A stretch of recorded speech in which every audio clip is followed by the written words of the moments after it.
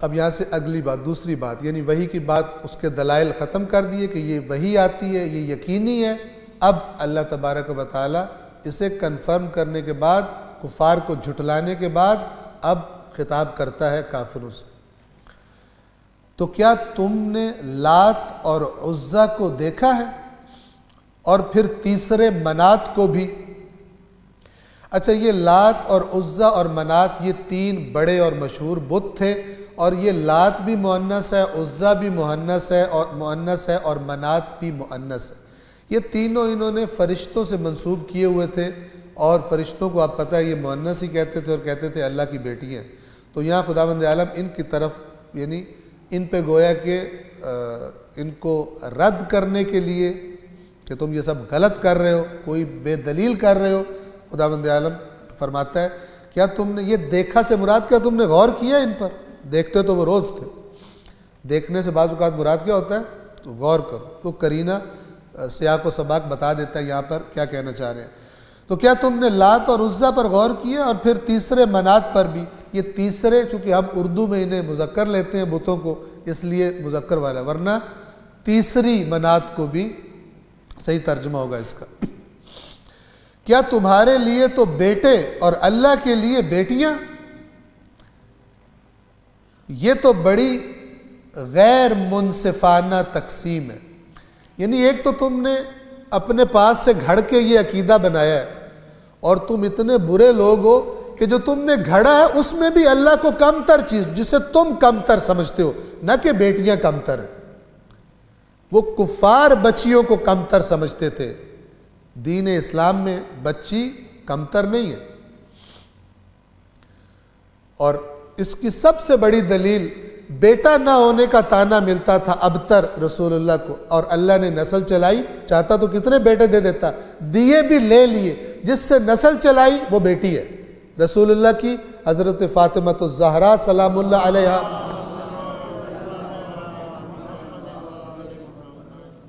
اللہ نے بیٹوں کو برتر سمجھنے والوں کا قیامت تک منہ بند کر دیا کہ میں نے اپنے نبی کی نسل کو بیٹی سے چلانا پسند کیا۔ توجہ فرما رہے ہیں؟ لہذا اللہ کے ہاں نہیں، یہ کافر چونکہ بیٹیوں کو زندہ درگور کرتے تھے، چہرے ان کے سیاہ پڑ جاتے تھے، اور آج کل بھی بعض جاہل مرد اور عورتیں ایسے ہوتے ہیں کہ اگر بہو نے مثلا بیٹی جنم دی ہے تو تھوڑا سا خراب ہو جائے گا، اگر دوسری بیٹی پیدا ہو گئی، تیسری، تو پھر تو ان کو آگ ہی لگ جاتی ہے۔ یہ کیسی، نعوذ باللہ، کہتی ہے منحوس ہے، وہ بیٹا بھی منحوس ہے کیونکہ وہ بھی شامل ہے، تمہارا بیٹا بھی پھر اتنا ہی منحوس ہے اگر بہو منحوس ہے۔ اور اصل میں جو بول رہی ہے وہ خود منحوس ہے۔ کیوں؟ اس لیے کہ اللہ نے قرآن میں اعلان فرمایا ہے وہ جسے چاہتا ہے بیٹے دیتا ہے، جسے چاہتا ہے بیٹیاں دیتا ہے، جسے چاہتا ہے دونوں دیتا ہے، جسے چاہتا ہے کچھ بھی نہیں دیتا۔ تو جس کو یہ پتہ ہو وہ کہے گا بہو منحوس ہے، وہ خود منحوس ہے،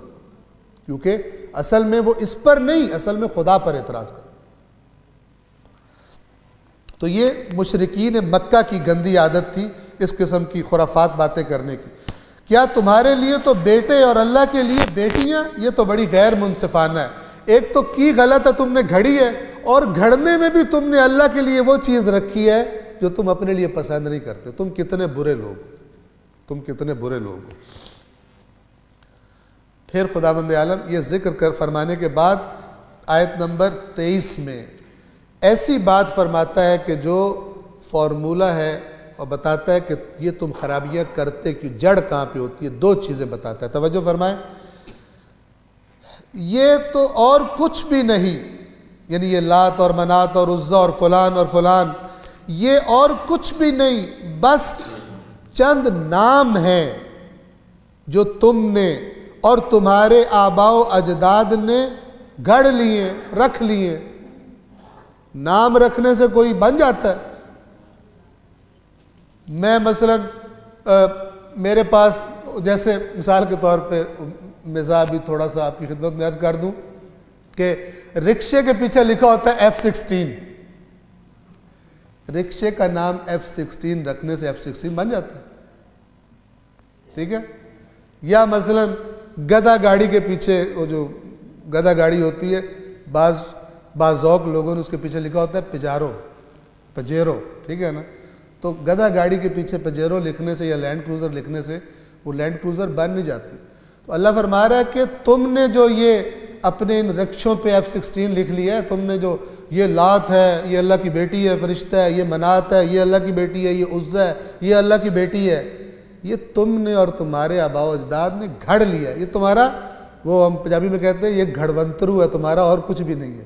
گھڑا ہوا، ٹھیک ہے نا۔ وہ بہت بڑا جھوٹ بولے تو کہتے ہیں اس نے گھڑونترو مارا، گھڑ کے کافی بڑی چیز چھوڑ دی ہے۔ جو تمہارے آباء و اجداد نے گھڑ لیے، اللہ نے اس کی کوئی دلیل نازل نہیں کی۔ دلیل لاؤ، کس نے تمہیں کہا کہ یہ اللہ کی بیٹی ہیں؟ اللہ نے اس کی کوئی دلیل نازل نہیں کی۔ اب توجہ کرنے کی بات ہے زیادہ کہ یہ کرتے، یہ کیوں ہوا، کیوں گمراہ ہوئے، کہاں سے گھڑ لیا انہوں نے، کیا چیزیں سبب بنتی ہیں؟ دو چیزیں فرمایا، یہ لوگ تو صرف گمان اور خواہشات نفسانی کے پیچھے چلتے ہیں، محکم دلیلوں پہ نہیں، اپنے پاس سے گھڑ گھڑ کے، جیسے آج کل آپ دیکھ رہے ہیں نا، ہر نئے موسم میں نئے عقیدے بنا کے لے آتے ہیں، نئے نئے گھڑ کے لے آتے ہیں۔ یہ کہاں سے آ رہے ہیں؟ ان سے کہو دلیل، کہتے وہ کتاب انڈیا کی ایک لائبریری میں رکھی ہوئی تھی اور وہ ایک ہی نسخہ تھا، وہاں مجھے پچھلے دنوں پتہ چلا آگ لگی ہے، وہ جل گئی۔ نئی نئی باتیں گھڑ کے لاتے ہیں، دعوے سے کہتے ہیں میں جو بات کر رہا ہوں آج تک آپ نے نہ کسی عالم سے سنی ہوگی نہ کسی کتاب میں پڑھی ہوگی، اور کوئی کہتے ہیں واہ واہ، پوچھتے نہیں تو کہاں سے کر رہے تھے، کتھوں نکال کے لایا تھا، یہ نہیں پوچھتے، کہتے ہیں واہ واہ۔ یہ واہ واہ کیوں ہے؟ یہ گمان کے پیچھے چلتے ہیں، اور دوسرا گمان کے پیچھے کیوں جاتے ہیں؟ گمان ساتھ ان کی ہوائے نفس بھی ہوتی ہے، کیونکہ ان کو وہ جو گمان والا دین بتایا جا رہا ہے، نظریہ بتایا جا رہا ہے، وہ ان کی دنیاوی خواہشات کے ساتھ زیادہ فٹ ہے، کیونکہ جو اللہ کا وہ تو سیدھا سیدھا قانون ہے، وہ تو کہتا ہے یہ یا یہ۔ پھر ان کو گمانوں پر مبنی ایک نیا سسٹم شیطان اور اس کے چیلے بنا کر دیتے ہیں، کتاب خدا سے دور بھگا دو، یہ اب میں اپنے لیے عرض کر رہا ہوں آج کے زمانے کے لیے، وہ تو کفار مکہ کی صفت، ہر گمراہ کے پیچھے یہی ہے گمان۔ جو ایتھیسٹ ہے اس کا گمان ہے کہ اللہ کوئی نہیں، اس کے پاس دلیل نہیں ہے، اور اس گمان کے پیچھے اس کی ہوائے نفس ہے، بڑا چودھری ہے وہ، بڑا اپنے آپ کو، یہ اپنے آپ کو کچھ سمجھنا، یہ بھی ہوائے نفس ہے، ورنہ جس میں عاجزی انکساری ہوتی ہے وہ تو کہتا ہے کہ میں بچاؤں خود کو۔ گمان اور ہوائے نفس، آپ جہاں بھی گمراہی دیکھیں گے، جہاں بھی شرک دیکھیں گے، گمان اور ہوائے نفس، ٹھیک ہے؟ اتنے زور، اتنے بڑے بنے ہوں گے مولا کائنات کے مثلا ماننے والے، اور اوورآل بات کریں ہم امت کی، رسول اللہ کے نام پر پتہ نہیں کیا کیا کر رہے ہیں، لیکن جب اپنی عملی زندگی میں جاتے ہیں اسی رسول کی نافرمانی کرتے ہیں۔ ہمارا معاشرہ پاکستان کا، ٹھیک ہے، یہ کلمہ گو بھی ہیں، رشوت خور بھی ہیں، کلمہ گو بھی ہیں، شراب خور بھی ہیں، کلمہ گو بھی ہیں، لوگوں کے حقوق غصب کرنے والے، ڈاکے ڈالنے والے، کرائے پر لوگوں کو قتل کرنے والے، لیکن لا الہ الا اللہ محمد رسول اللہ پڑھتے ہیں۔ یہ تھوڑی دین ہے، یہ تھوڑی قیامت کے دن اسی طرح ہوگا۔ انسان کے اعمال اس کے اندر سے، میں نے روایات بیان، اصول کافی میں روایات موجود ہیں کہ انسان کا ایمان ختم ہو جاتا ہے۔ ہاں، مسلمانوں کو یہ حکم ہے جو کلمہ پڑھتا ہے اس کو تم نے مسلمان ہی کہنا ہے۔ رسول اللہ بدترین، جس کی قرآن نے منافقوں کے بارے میں گواہی دی ہے منافق ہے، وہ بھی مسلمان ہی سمجھے جاتے تھے، رسول اللہ نے ان کی تکفیر نہیں فرمائی تھی، وہ مسلمان ہی ہوں گے، لیکن ادھر چکر دے لیں، قیامت کے دن کوئی چکر نہیں دے سکتا۔ صحیح مومن وہ ہے، صحیح رسول اللہ کا ماننے والا، صحیح مولا علی کا ماننے والا وہ ہے جس کو یہ بھی تڑپ ہو کہ میرے رسول نے، میرے مولا نے کیا چاہا ہے مجھ سے، کیا حکم دیا ہے مجھ کو، اور وہ اللہ کا حکم بیان کرتے ہیں۔ ورنہ گمان اور ہوائے نفس پر انسان گمراہ ہو جاتے ہیں۔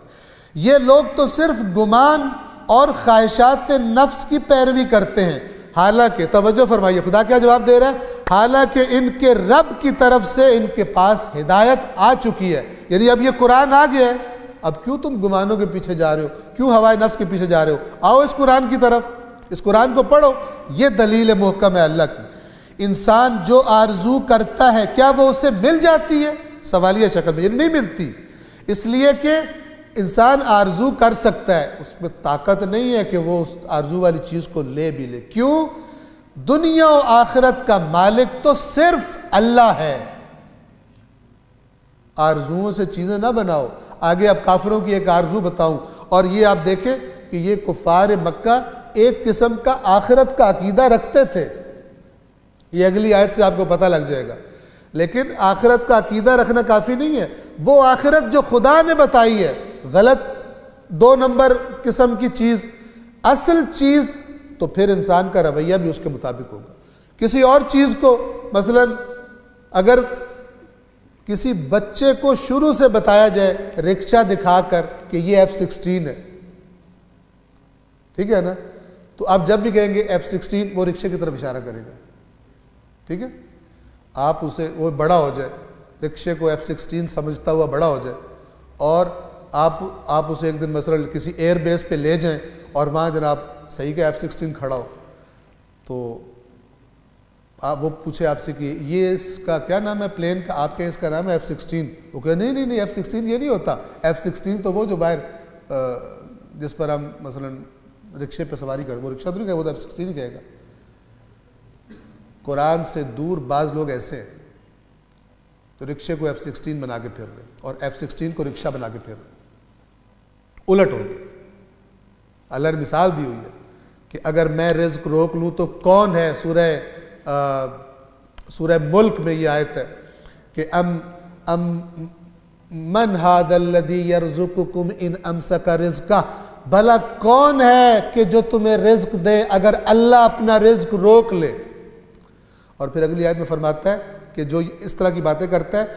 مثال دیکھیں، کیا جو اپنے منہ کے بل الٹا ہو کے چل رہا ہو، اپنے منہ کے بل چلتے دیکھیں کسی کو؟ ہم تو ٹانگوں پیروں پہ چلتے ہیں نا، منہ پہ چل رہا ہے۔ اللہ کہہ رہا ہے ایسی باتیں کرنے والے ایسے ہیں جیسے بھلا وہ جو افمن یمشی مکبا علی وجہہ،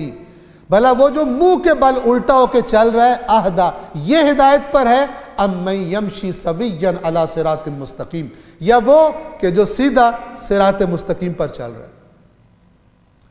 یہ وہی میں کہہ رہا ہوں کہ قرآن سے دوری، رکشے کو F16 کو رکشہ الٹا کر دو،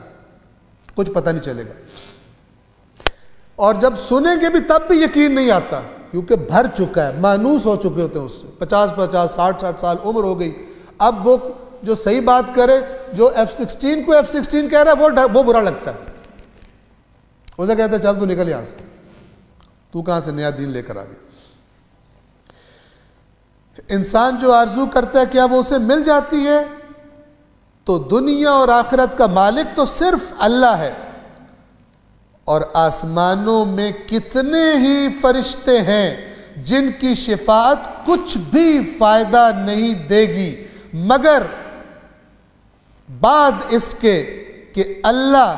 جس کے لیے چاہے اور پسند کرے اجازت دے دے۔ ان کا اعتقاد یہ تھا، یہ جو اللہ کی بیٹیاں ہیں فرشتے، یہ کہ ہم ان کی عبادت کرتے ہیں،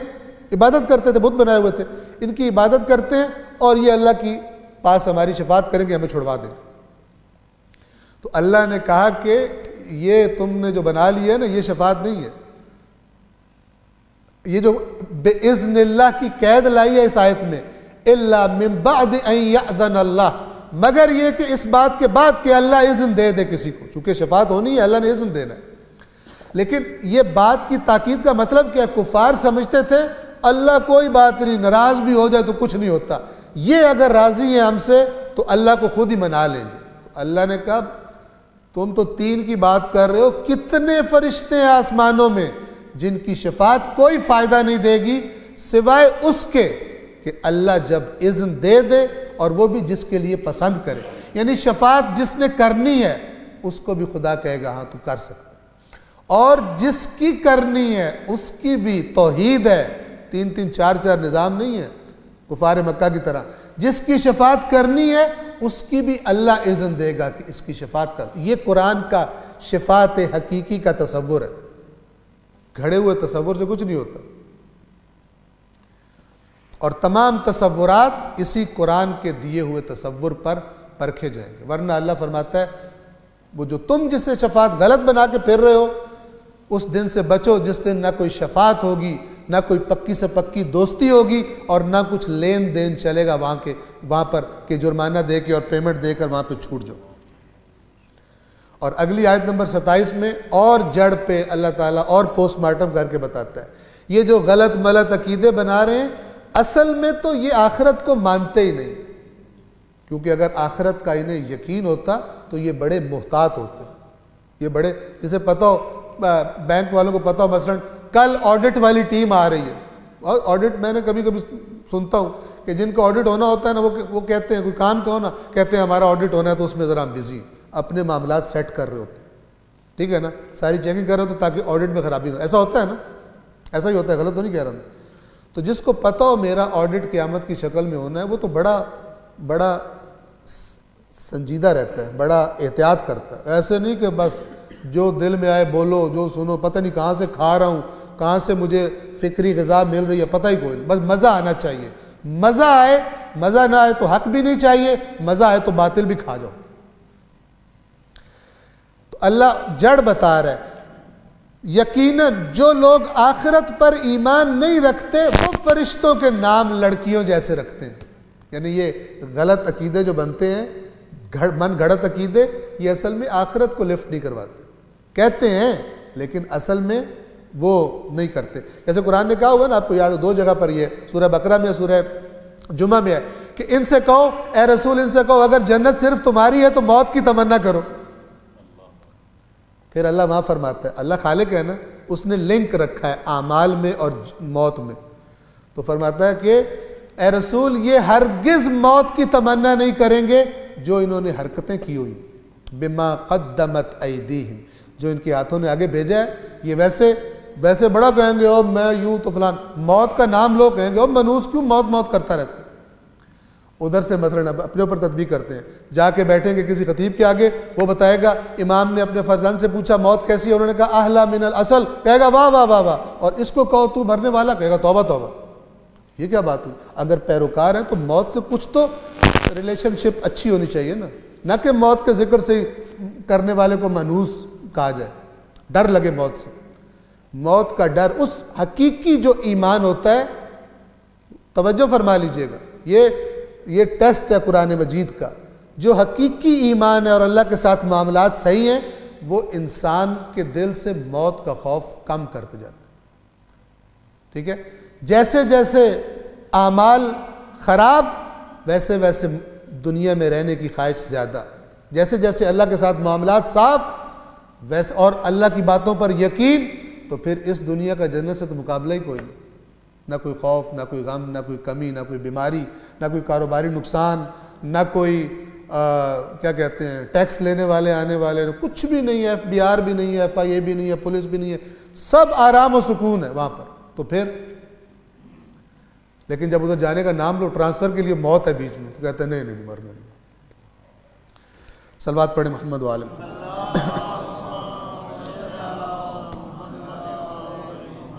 جو لوگ آخرت پر ایمان نہیں رکھتے وہ فرشتوں کے نام لڑکیوں جیسے رکھتے ہیں، یعنی یہ خرافات اصل میں ایمان آخرت نہیں ہے، حالانکہ انہیں اس کا کچھ بھی علم نہیں ہے، فرشتے کیسے ہیں کیا ہے انہیں کچھ پتہ نہیں ہے، وہ تو صرف گمان کی پیروی کرتے ہیں، ون زوئے نون پر تشدید، ون گمان جسے کہتے ہیں۔ اور یاد رکھیے گا یہاں پر وہ گمان ہے جس کی بنیاد ہی باطل ہے، بعض گمان کہتے ہیں انسان احتیاط کرے، صحیح والے گمان لیکن ابھی زیر بحث نہیں ہے، وہ مثال کے طور پر باقاعدہ قواعد و ضوابط ان کے بتائے گئے، یہ وہ گمان جیسے قرآن آرزوئیں کہتا ہے نا، آرزوئیں اور گمان اور خواہشات، یہ تو صرف گمان کی پیروی کرتے ہیں، اور توجہ فرمائیں گمان تو حق کے مقابلے میں کچھ بھی فائدہ نہیں دیتا، یعنی حق اصل چیز ہے، گمان حق کے مقابلے میں ذرہ برابر بھی حق سے بے نیاز نہیں کرتا، حق کو انسان کو طلب کرنا چاہیے۔ اور یہ آیت میں نے کل بھی ذکر کی تھی، آیت نمبر 29 ہے، پس اے رسول، اب اللہ نے کافروں کے بارے میں بتایا، اب اپنے نبی سے خطاب کر کے کہتے ہیں اے رسول آپ اس سے منہ پھیر لیں جو ہمارے ذکر سے منہ پھیرتا ہے۔ جس کو دلچسپی نہیں ہے، آپ آیات قرآن سناتے ہیں، اس کو دلچسپی نہیں ہے، اس کی دلچسپیاں اور ہیں، دنیا کے کام ہے، فلان ہے، دنیا پرستی ہے۔ اس سے جو ہمارے ذکر سے منہ پھیرتا ہے آپ اس سے منہ پھیر لیں، منہ پھیرتا ہے ہمارے ذکر سے اور صرف دنیاوی زندگی کی خواہش رکھتا ہے، دنیاوی زندگی چاہتا ہے، اس سے آپ منہ پھیر لیں۔ اب آپ دیکھیں کتنا خطرناک ہے کہ وہ جو رحمت للعالمین ہے، جس نے ہدایت دینی ہے، اس سے اللہ کہہ رہا ہے کہ جس کے دل میں بس دنیا بسی ہے، آپ کی بات اس پر اثر نہیں کرے گی، ٹائم ضائع نہ کریں اس پر۔ اور یہ بالکل وہی بات ہے جو کربلا میں امام حسین علیہ السلام نے انہی کے اس عظیم نواسے نے فرمائی تھی، واعظ و نصیحت فرمائی، خطبہ دیا اور فرمایا کہ تم میرے بارے میں سب جانتے ہو لیکن میری باتیں تمہارے دلوں پہ اثر نہیں کریں گی کیونکہ تمہارے شکم حرام سے بھرے ہوئے ہیں، اور حرام وہی دنیا، ٹھیک ہے نا، حلال دنیا کی مذمت نہیں ہے، حرام دنیا، حرام کی آرزو ہے، دنیا ملے، یہ ملے، ملے فلان ملے، یہ بھی دنیا چاہ رہے تھے، انعام ابن زیاد انعام دے گا، کوئی ڈر رہا تھا ابن زیاد مار دے گا، وہ کیا کر رہا تھا، اور کس طرح لوٹا انہوں نے پھر خاندان پیغمبر کو، جڑ یہی دنیا۔ آپ اس سے منہ پھیر لیں جو ہمارے ذکر سے منہ پھیرتا ہے اور صرف دنیاوی زندگی کا خواہاں ہے، یہی ان کے علم کی انتہا ہے۔ لفظ ہے مبلغہم من العلم، مبلغ،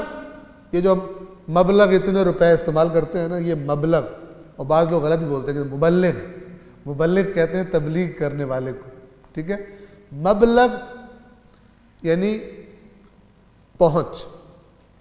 پہنچنے کی جگہ۔ ہم کہتے ہیں مبلغ 100 روپیہ، یعنی یہ روپے جو ہیں 100 کے ڈیجٹ کو، فگر کو پہنچ گئے، 100 کی عدد کو پہنچ گئے، اس لیے مبلغ کہا جاتا ہے۔ تو توجہ فرمائیں، یہ ان کے علم کا مبلغ ہے، یعنی دنیا پرستوں کے علم کا مبلغ کیا ہے؟ ہمیں جو کچھ چاہیے دنیا میں، دنیا سے آگے ان کا علم ہی نہیں ہے، نہ ادھر جانا چاہتے ہیں، نہ سوچتے ہیں۔ تو آپ تو بات ہی آخرت کی کرتے ہیں، ان کو آپ کی بات کیا سمجھ آئے گی؟ ان کی آنکھ، ان کی سوچ دنیا سے آگے جاتی ہی نہیں ہے۔ ان کو دین بھی تب اچھا لگے گا جب دنیا والا، دنیا ملے، دنیا نہ ملے تو بھاگ جائیں گے، جیسے امام نے فرمایا تھا کہ جب تک دین کا ذائقہ اچھا لگے تب تک رہتے ہیں، اور جب آزمائش ہو دیندار تھوڑے نظر آتے ہیں۔ قرآن بھی وہی، اہل بیت کی باتیں بھی وہی۔ ان کے علم کی انتہا، بس مبلغ کا ترجمہ انہوں نے کیا، ان کے علم کی انتہا یہی ہے، یقیناً آپ کا پروردگار بہتر جانتا ہے کون اس کے راستے سے بھٹک گیا، اور وہی بہتر جانتا ہے کہ کون ہدایت پر ہے، کیونکہ رسول اللہ کو یہ لوگ گمراہ کہتے تھے۔ تو یہ ساری باتیں کرنے کے بعد اللہ فرما رہا ہے ان کا علم ہی تھوڑا سا، یہ گویا مثلا کلاس 1 کا بچہ جو ہے وہ پوسٹ ڈاکٹریٹ کو کہہ رہا ہو تو گمراہ ہے، میرا علم تجھ سے زیادہ ہے، میں تجھ سے علمی طور پہ سٹرونگ ہوں، ٹھیک ہے۔ تو یہ کفار جہلا اپنے من گھڑت اور وہ دنیا پرستی کے نتیجے میں، گمان اور خواہشات نفسانی کے نتیجے میں جو عقائد بنا کے بیٹھے ہوئے تھے، اس پہ کہہ رہے تھے، رسول اللہ کو کہہ رہے تو گمراہ ہے، غلط باتیں کرتے۔ تو اللہ فرما رہا ہے کہ ان کا علم اتنا ہی ہے، یہ ان کی پہنچ اتنی ہے تو بات بھی یہ کریں گے، یقیناً تیرا رب، آپ کا پروردگار بہتر جانتا ہے کہ اس کے راستے سے کون بھٹک گیا، اور تیرا پروردگار ہی، آپ کا پروردگار ہی بہتر جانتا ہے کہ کون ہدایت پر ہے۔ اس کے بعد اب حساب کتاب کا تذکرہ، یہ تو نصیحتیں تھیں اور خبردار کرنا تھا۔ پھر فرمایا اللہ ہی کا ہے جو کچھ آسمانوں میں اور زمین میں ہے، تاکہ، یعنی یہ جو سارا نظام ہے یہ تاکہ بتا رہی ہے کہ نتیجہ وہ ہے، اس نظام کا نتیجہ وہ ہے، تاکہ اللہ برائی کرنے والوں کو ان کے عمل کا بدلہ دے اور نیکی کرنے والوں کو بہترین جزا دے۔ یعنی یہ سارے آسمان و زمین اللہ کے ہیں، اور اللہ نے کیا کرنا ہے، ان سب کا مالک وہ ہے، لہذا وہ سب سے بڑا قدرت مند ہے اور وہ یہ کام کر کے چھوڑے گا۔ بروں کو، دوسروں کا تو کچھ ہے نہیں، جنہیں تم اللہ کی بیٹیاں بنا رہے ہو اور کہہ رہے ہو یہ ہمیں یوں کر دیں گے، فلان کر دیں گے، مالک تو اللہ، اس نے فیصلہ کرنا، اس کے مقابلے میں تمہارے کس نے کام آنا۔ تو تاکہ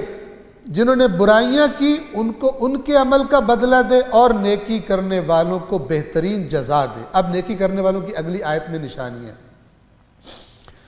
وہ لوگ جو کبیرہ گناہوں سے اجتناب کرتے رہتے ہیں، بڑے گناہوں سے بچتے ہیں، سوائے انہوں نے ترجمہ کیا گناہان صغیرہ کے۔ قرآن کا لفظ ہے لمم، لمم، لام میم میم۔ یہ لمم کیا ہے؟ اہل بیت اطہار کی روایات سے جو بات پتہ چلتی ہے، وہ جو کبھی کبھار ہو جائے۔ اب فرق ہے، میں نے کیا، مجھ سے ہو گیا، یہ دو باتیں۔ میں نے کیا یعنی میں نے بڑے ارادے سے، بڑے اعتماد سے، مطلب بڑی خواہش سے میں نے کیا۔ ایک دفعہ انسان سے خطا کا پتلا ہے، خطائیں ہوتی رہتی ہیں، تو اللہ جو اکرم ہے یعنی سب سے بڑا کریم ہے، وہ فرماتا ہے ان کو جزا دوں گا جو یعنی بدماش نہیں تھے، بڑے بڑے۔ اور یہ جو بڑے گناہ ہیں ان کی مختلف ڈیفینیشنز ہیں۔ بڑے گناہ کی ایک تعریف یہ ہے کہ جس پر اللہ نے جہنم کی دھمکی دی ہے، اور اہل بیت اطہار کی روایت میں یہ ہے کہ وہ گناہ جسے تو چھوٹا سمجھ کے کرتا رہے وہ کبیرہ ہے، اس لیے کہ جس کی نافرمانی ہے اس کو دیکھ وہ کتنا بڑا ہے، تو اس کے چھوٹے ہونے کو نہ دیکھ۔ جس کو یہ سمجھ، جو یہ سمجھ خدا کی نافرمانی کرے چھوٹی ہے، یہ بڑا بن جاتا ہے، کیونکہ جس کی نافرمانی ہے وہ بہت بڑا۔ لہذا جو لمم ہے وہ ہم معاف کر، وہ کیا؟ جو تم سے ہو جاتے تھے، جو تمہاری روٹین تھی وہ کام خراب ہے۔ وہ لوگ کہ جو بڑے کبیرہ گناہوں سے اور بے حیائیوں سے اجتناب کرتے ہیں سوائے لمم کے۔ لمم میں نے عرض کیا کہ جو ان سے ہو جاتا ہے کبھی کبھار، اور وہ سب ہمیں تو پتہ بھی نہیں ہوتا، ہم بعض اوقات اللہ کی بے ادبی کر رہے ہوتے ہیں عدم توجہ کی وجہ سے، اور پتہ نہیں کتنے ہی وہ گناہ لکھے جا چکے ہوتے ہیں، اللہ تبارک و تعالیٰ معاف فرما دے۔ اس کا سورہ آل عمران میں آیت ہے کہ والذین اذا فعلوا فاحشۃ، اور وہ لوگ کہ جب کوئی فاحشہ، کوئی بے حیائی کر بیٹھتے ہیں، او ظلموا انفسہم، یا کوئی اور اپنے نفسوں پہ ظلم کر بیٹھتے ہیں، ذکروا اللہ، یہ اچھے لوگوں کی نشانی ہے جو مومنین ہیں، اللہ کو یاد کرتے، خدا کو بھولے نہیں رہتے، اللہ کو فوراً یاد کرتے ہیں، واستغفروا لذنوبہم، اور استغفار کرتے ہیں اپنے گناہوں کی، وَمَن يَغْفِرُ الذُّنُوبَ إِلَّا اللَّهُ، اور پھر اللہ انہیں اور امید دلا رہا ہے، کون معاف کرے گا اللہ کے علاوہ گناہوں کو؟ یعنی صحیح کر رہے ہو لیکن وہ فوراً خدا کو یاد کرتے ہیں، اور پھر فرمایا، توجہ فرمائیں، وَلَمْ يُصِرُّوا عَلَى مَا فَعَلُوا، اور جو وہ کر بیٹھتے ہیں اس پر اصرار نہیں کرتے کہ میں نے تو کرتے رہنا ہے، یہ نشانی ہے، اصرار نہیں کرتے۔ آپ نے امام جماعت کی اس میں سنا ہوگا شرائط میں کہ امام جماعت کون ہوتا ہے؟ مثلا عادل کون ہوتا ہے؟ جو گناہان کبیرہ نہ کرے اور صغیرہ پر اصرار نہ کرے، یعنی تکرار نہ کرے۔ ہو جاتے ہیں صغیرہ، ٹھیک ہے نا؟ وہ لوگ جو گناہان کبیرہ اور بے حیائیوں سے اجتناب کرتے ہیں سوائے چھوٹے لمم کے، جن کا ترجمہ انہوں نے گناہان صغیرہ کیا ہے، یقیناً آپ کا رب بڑی وسیع مغفرت والا، یہ پھر امیدواری ہے کہ وہ بہت مغفرت اس کی وسیع ہے، وہ کمیاں بیشیاں دور کر دیتے ہیں۔ اور اگلی بات سنیے، وہ تمہیں اچھی طرح جانتا ہے جب اس نے تمہیں مٹی سے بنایا، زمین سے نکالا، اور جب تم اپنی ماؤں کے شکم میں ابھی جنین کی شکل میں تھے، وہ نطفہ اور پھر گوشت کا لوتھڑا اور پھر ہڈیاں، اور وہ تمہیں اس وقت سے جانتا ہے۔ اور یہ جو مٹی سے بنایا، مراد ایک تو آدم کو مٹی سے بنانا بھی ہو سکتا ہے، اور ایک یہ ہو سکتا ہے کہ جب تمہارے ماں باپ وہ غذائیں کھا رہے تھے زمین سے اگی ہوئی کہ جو بعد میں جا کر نطفہ بننا تھا، اس وقت سے تمہیں جانتا ہے۔ پس اپنے آپ کی پاکیزگیاں بیان نہ کرو، میں تو یوں ہوں، میرے جیسا نیک ہی کوئی نہیں، میرے جیسا بڑا ہی کوئی نہیں۔ یہ فَلَا تُزَكُّوا أَنفُسَكُمْ، یہ ہے اپنی تعریف کرتے رہنا، میں کوئی بڑی چیز ہوں، میں کوئی بڑی چیز ہوں، ہوا اعلم بمن اتقى، اسے پتہ ہے کون صاحب تقوی ہے، اسے پتہ ہے کون صاحب تقوی ہے، اپنے آپ کی تعریفیں مت کرنا۔ ایک صاحب تو کہہ رہے تھے کہ بس کبھی غرور نہیں کیا، کبھی آپ میرے گھر رات کو تشریف لائیں تو میں نماز شب میں اللہ نے ایسی توفیق دی ہے دھاڑے مار کے میں رو رہا ہوتا ہوں۔ تو اور کہہ رہے تھے کہ ساتھ ساتھ کہ کبھی کسی کو بتایا نہیں ہے، ریاکاری کے بعد پتہ چلا سارے محلے کو پتہ ہے، دھاڑے نہیں سنی ویسے پتہ ہے ان سے سن کے۔ تو یہ انسان کو شیطان خراب کرتا ہے ریاکاری کروا کے، اور اس میں ایک تکبر پیدا، جب انسان نے خود بتایا ہو تو پتہ ہوتا ہے کہ نا یہ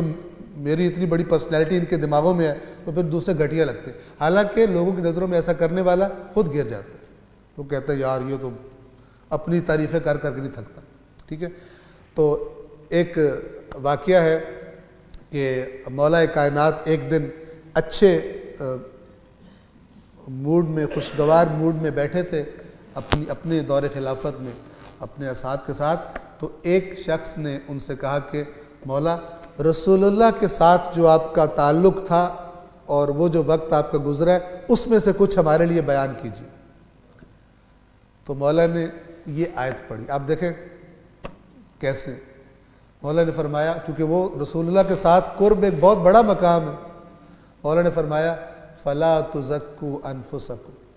اپنی تعریفیں نہ کرو۔ وہ بھی مولا کا صحابی بھی ہماری طرح کا نہیں تھا، وہ بھی قرآن والا ہی تھا، اس نے بھی آیت پڑھی جواب میں، اس نے کہا وَأَمَّا بِنِعْمَةِ رَبِّكَ فَحَدِّثْ، جو رب نے تیرے نعمت دی ہے اس کا بیان کر۔ تو پھر مولا نے بیان کرنا شروع کر دیا۔ میں نے ایک جگہ یہ قصہ بیان کیا تو ایک صاحب آ گئے، مجھے کہتے ہیں کہ مولا کو نہیں دوسری آیت پتہ تھی؟ تو میں نے کہا مولا کا یہی بنتا تھا، یہ والی آیت پڑھنا، عاجزی و انکساری کا خداوند عالم نے جو حکم دیا ہے اپنی تعریفیں، ان کا یہی بنتا تھا، ورنہ مولا سے بہتر قرآن کس کو آتا ہو۔ لیکن انہوں نے اسی کا اظہار کیا کہ اللہ کو پسند نہیں ہے اپنی تعریفیں کرنا۔ اس نے جب آیت پڑھی کہ جو رب نے نعمت دی ہے فحدث، اسے بیان کر، تو پھر مولا نے بیان کیا کہ رسول اللہ کے ساتھ ہم کیسے ہوتے تھے اور وہ کیا حالات ہوتے تھے۔ صلوات پڑھیے محمد و آل محمد۔